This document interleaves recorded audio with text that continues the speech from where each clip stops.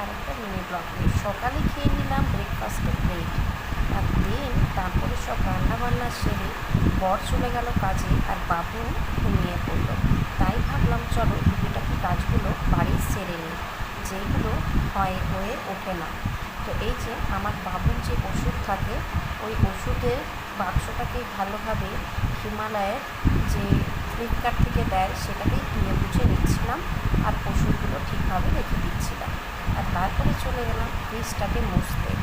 এইসব বাড়ির কাজটাকে করতে গেলে ধরো একটু সময় নিয়েই করতে হবে। বাড়ি মিলে তো হয় না, বাড়িটা খুব সুন্দর করে রাখার দায়িত্ব সেই বাড়ির লোকগুলোর। তাই ভাবলাম যাই বাড়িগুলোকে একটু যা যা জিনিস আছে সেগুলোকে মুছে নিই। হেল্পিং হ্যান্ড হিসাবে যে আমার বাড়িতে কাজ করে সেও অনেক করে, আর আমার বরও করে। তো চলো আজকের জন্য টাটা।